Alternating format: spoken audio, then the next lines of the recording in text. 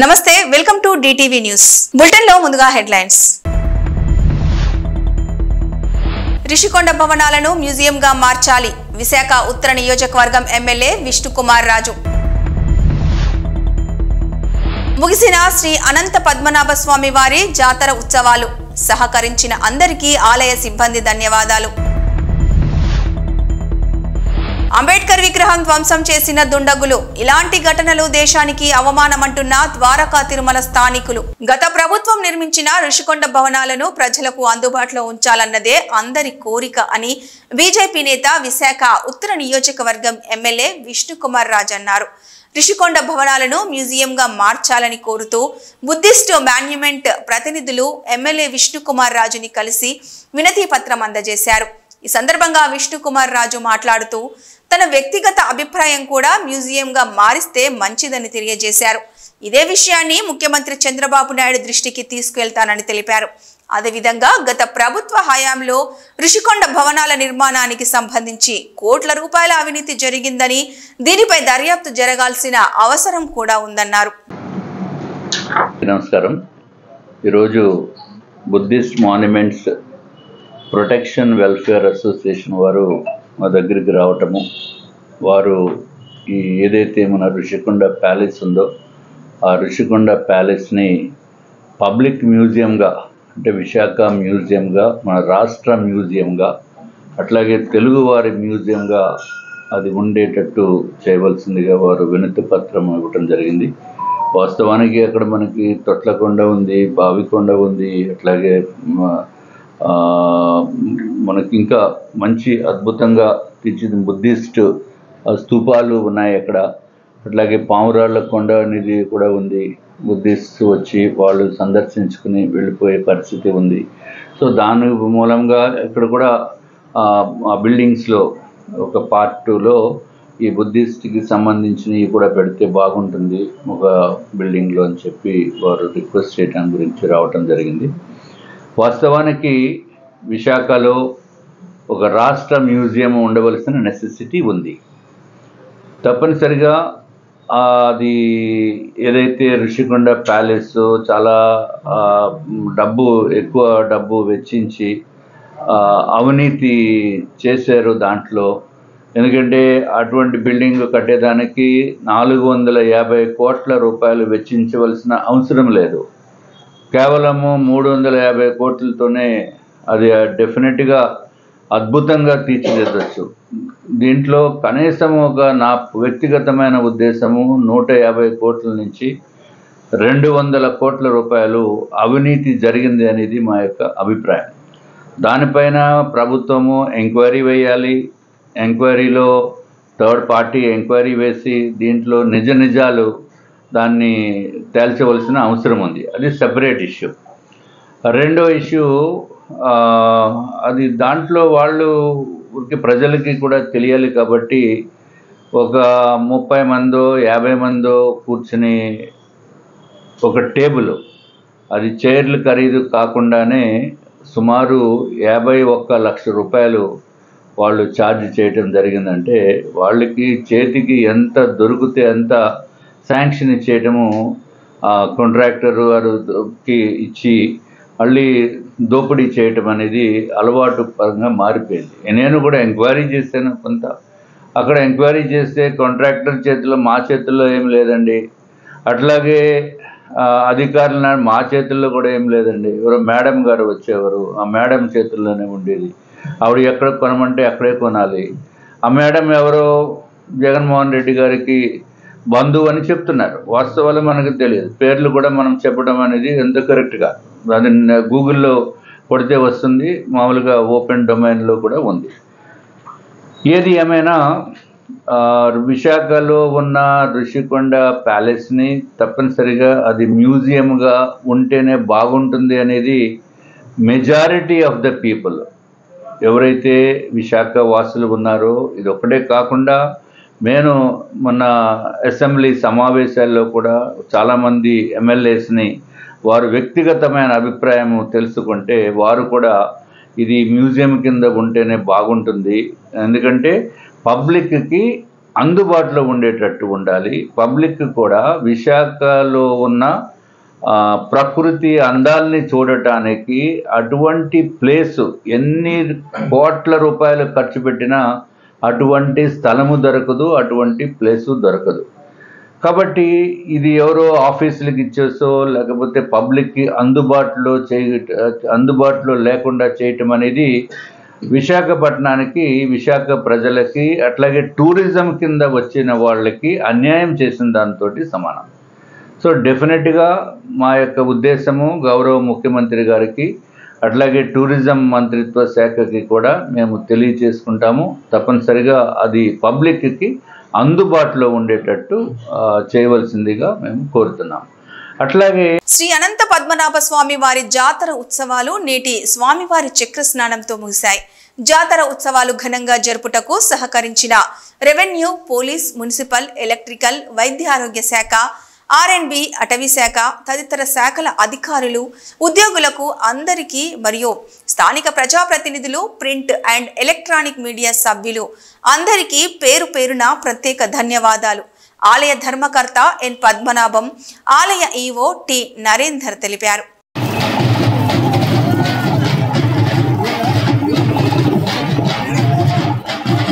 పెళ్లి కొడుకు మెడలో నుంచి నోట్ల దండను కొట్టేశాడు ఓ దొంగ.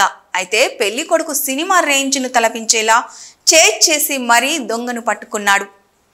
మీరట్లో ఓ పెళ్లి కొడుకు మెడలో నోట్ల దండతో గుర్రంపై ఊరేగుతుంటే ఒక దొంగ టాటా ఏసీలో వచ్చి నోట్ల దండను దొంగిలించాడు. దీంతో గుర్రం దిగిన పెళ్లి కొడుకు బైక్పై సినిమా రేంజ్లో చేసి దొంగను పట్టుకొని చితక్కొట్టాడు.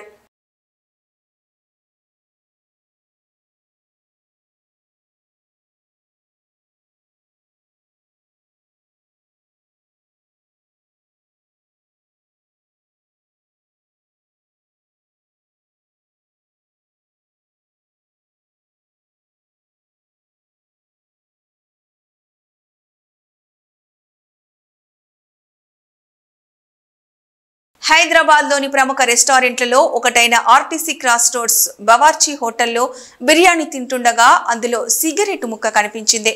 దీనిపై కస్టమర్లు ఆగ్రహం వ్యక్తం చేశారు. మేనేజ్మెంట్తో వాగ్వాదానికి దిగారు కస్టమర్స్.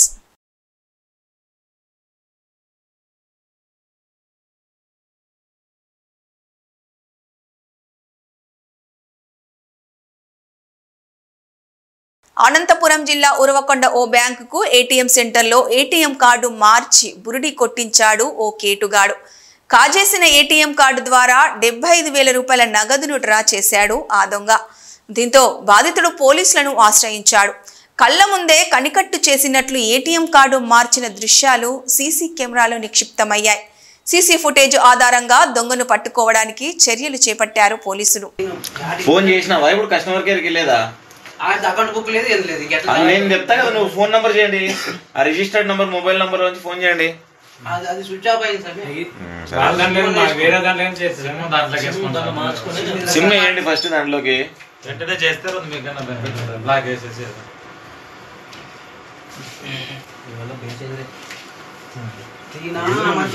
ఫోన్ ಮಾಡ್ತಿದ್ದೆ ನಾನು ಎಲ್ಲೆಲ್ಲಿ ಬರ್ತಿದ್ದೆ ಕೂಡ ಇವರೇ ఉన్నట్లు సార్. ఫేస్ తిప్పడం చూడట్లేదు సార్.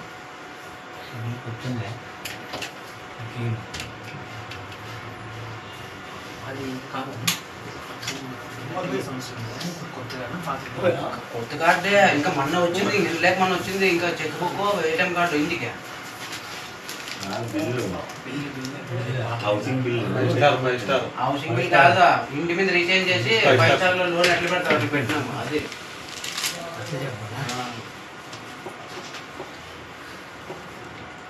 మాకు ఎన్ని ఆగిలేసారు చూడు. మనుషులు ఓటు మనుషులు మింజాలని నేలమనుకుంది, నన్ను భర్తగా నేను అమ్మ అనుకుంది. తీసుకున్నాము ఫస్ట్ ఓకే గుర్తు వచ్చిన అట్లే ఉన్నాడు కొంచెం.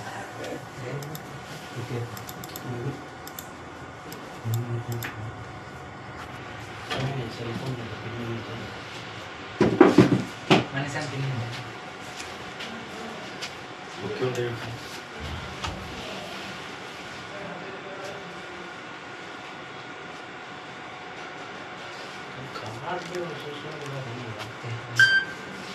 కార్డు అది వచ్చింది.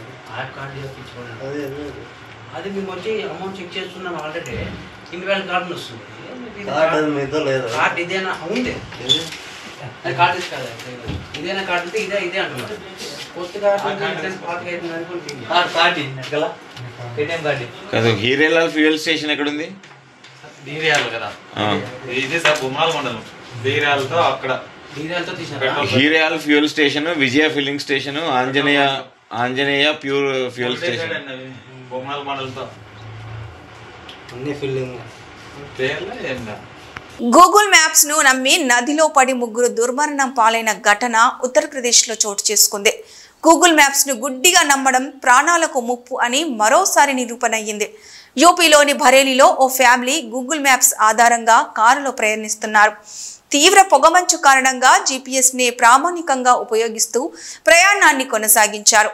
జీపీఎస్ నిర్మాణంలో ఉన్న వంతెన చూపించడంతో దానినే అనుసరిస్తూ వెళ్తుండగా కారు నదిలో పడిపోయింది. ఈ ప్రమాదంలో కారు పూర్తిగా ధ్వంసం కాగా కారులో ప్రయాణిస్తున్న ముగ్గురు అక్కడికక్కడే దుర్మరణం చెందారు. దీనిపై సమాచారం అందుకున్న పోలీసులు ఘటనపై కేసు నమోదు చేసుకుని విచారించారు.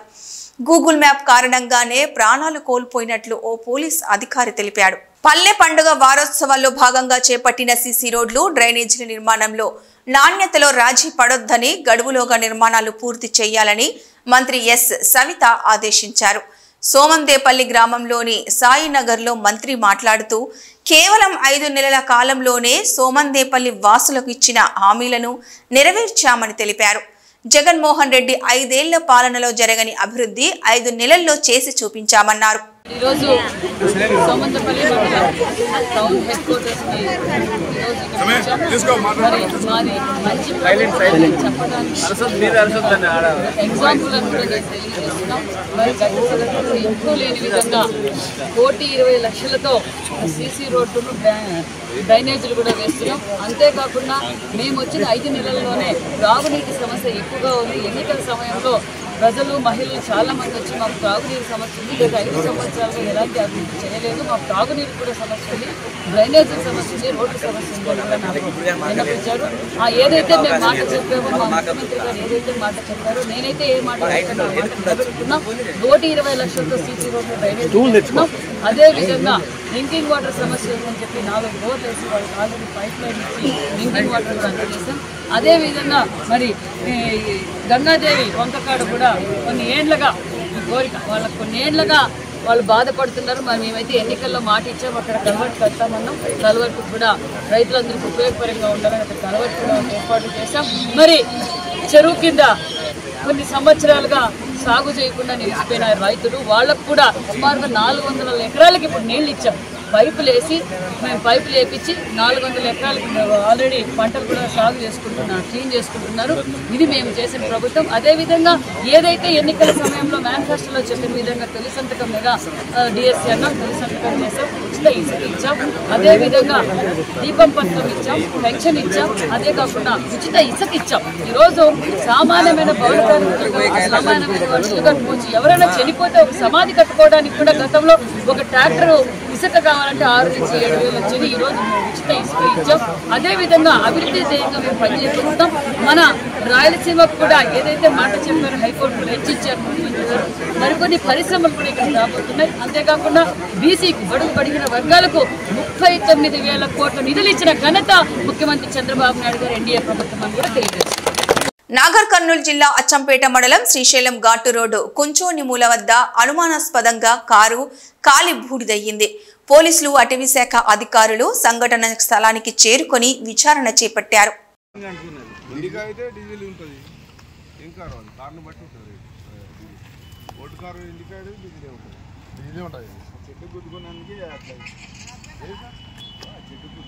చిత్తూరు జిల్లా పుంగనూరు నియోజకవర్గంలోని పలు మండలాలలో ఉదయం పొగమంచు ప్రభావం తీవ్రతరం కావడమే కాకుండా చలి తీవ్రత కూడా ఎక్కువగా ఉండడంతో ప్రజలు ఇళ్లలో నుంచి అడుగులు బయట పెట్టాలంటే ఆలోచించే పరిస్థితి ఏర్పడింది. మంచు దెబ్బకు ఒకవైపు వాహనదారులు, మరోవైపు ప్రజలు తీవ్ర ఇబ్బందులు ఎదుర్కొంటున్నారు. చిన్నపిల్లలు, వృద్ధులు మారుతున్న వాతావరణం పట్ల అప్రమత్తంగా ఉండాలని వైద్యులు తెలిపారు. నియోజకవర్గంలోని పలు మండలాలను ఉదయం 6 గంటల నుంచి పొగమంచు కమ్ముకుంది. అంతేకాకుండా రోజు రోజుకు నియోజకవర్గ వ్యాప్తంగా చలి తీవ్రతకు ప్రజలు తట్టుకోలేకపోతున్నారు. మంచు కారణంగా వాహనాల రాకపోకలకు అంతరాయం ఏర్పడింది. ఉదయం 10 గంటలవుతున్నా మంచు వదలడం లేదు.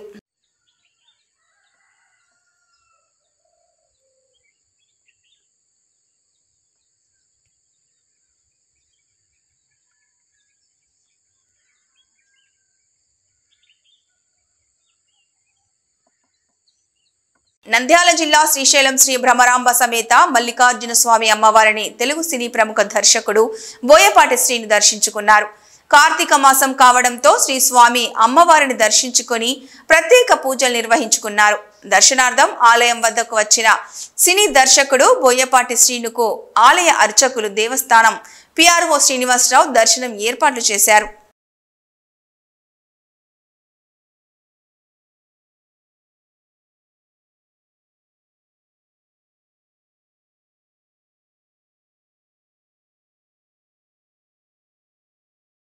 రంగారెడ్డి జిల్లా చేవెళ్ల పోలీస్ స్టేషన్ లో ఇన్స్పెక్టర్ శ్రీధర్ భూపాల్ ఆధ్వర్యంలో విలేకరుల సమావేశం నిర్వహించడం జరిగింది.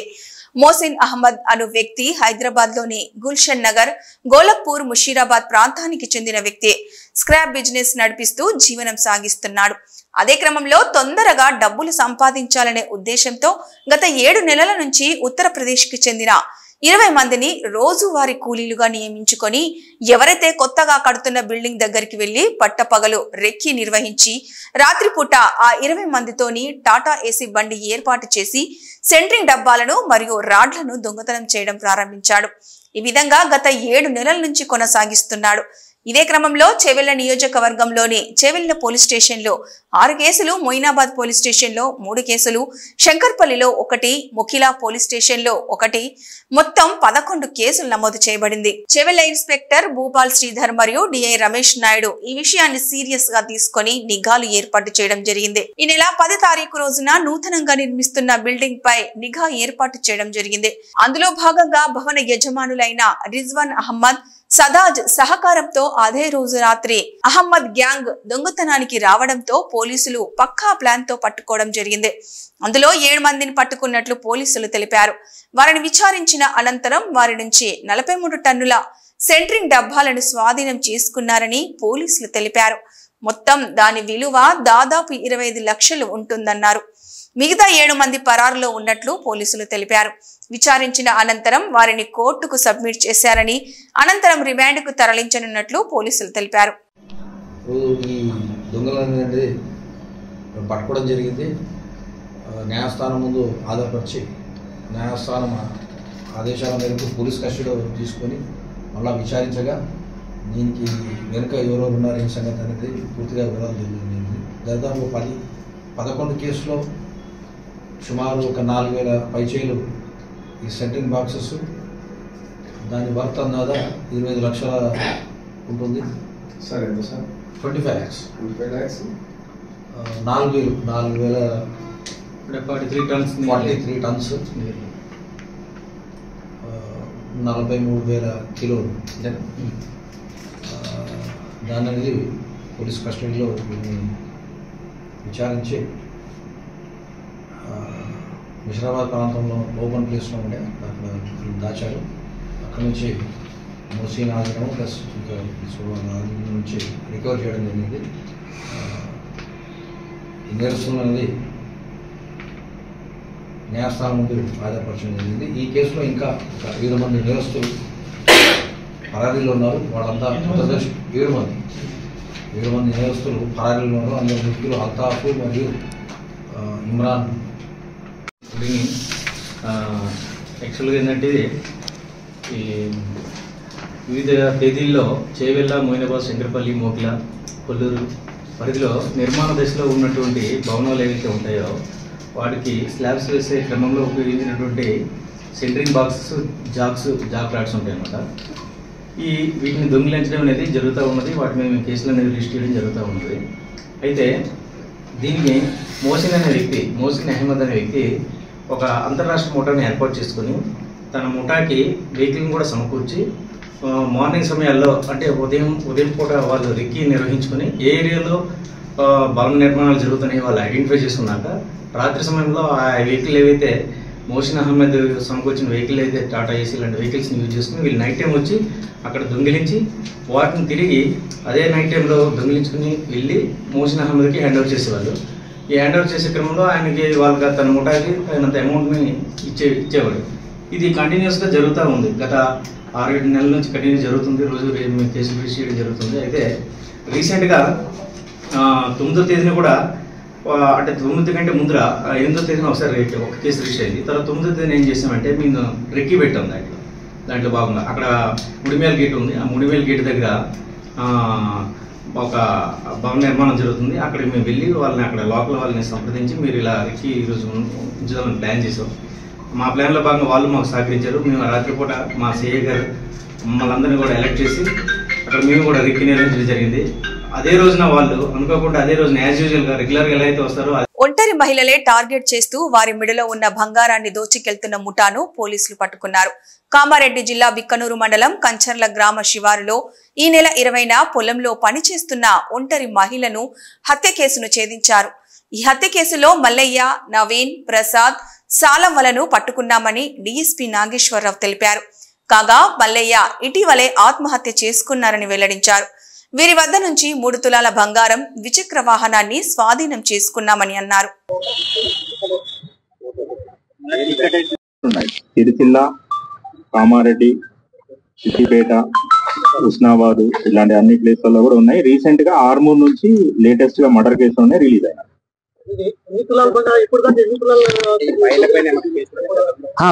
ముఖ్య కారణం మనకి కామారెడ్డి సబ్ డివిజన్ పరిధిలో బిక్నూరు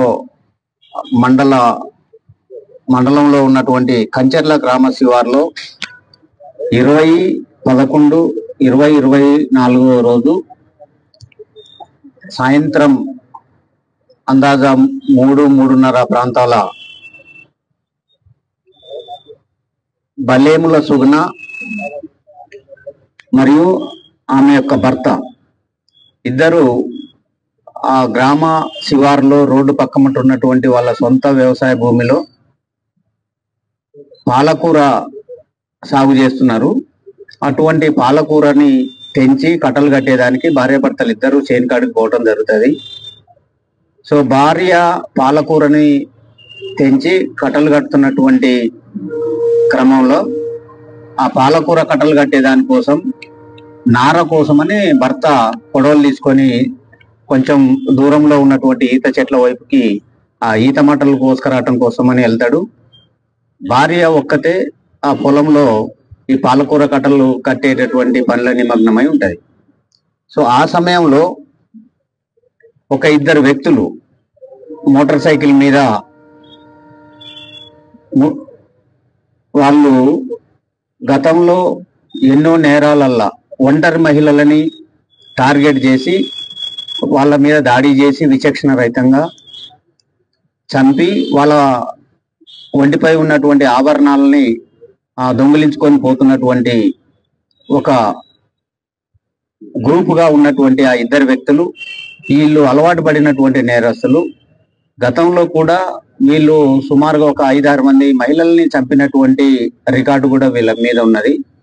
సో వీళ్ళు ఆ రోడ్డు మీదకి వెళ్ళి ఏదైనా ఒక నేరం చేయాలనేటువంటి ఉద్దేశంతో వాళ్ళు ఒక ఇనుప రాడ్ని దగ్గర పెట్టుకొని ఆ రోడ్డు పక్కమటి ఒంటరి మహిళలు ఎక్కడుంటారా అని వాళ్ళు చూసుకుంటూ వస్తుంటారు. సో ఆ క్రమంలో ఈ సుగుణ అనేటువంటి ఆమె ఆ రోడ్డుకి దగ్గరలో పాలకూరలలో పనిచేసుకుంటున్నది గమనించి సో ఇది మంచిగా వర్కౌట్ అవుతుందని వాళ్ళిద్దరు కలిసి వాళ్ళు వచ్చిన మోటార్ సైకిల్ని పక్క కాపి ఆ పాలకూర కట్టలు కడుతున్న ఆ మహిళ దగ్గరికి వెళ్ళి మహిళతోటి మాటలు కలిపి వాళ్ళు ఆమెని బరిగొడ్లు పోయినాయి అని చెప్పి మాటలలో పడేసి ఆమె ఆదమర్చున్న క్రమంలో ఇవి ఈ బులెటిన్ విశేషాలు.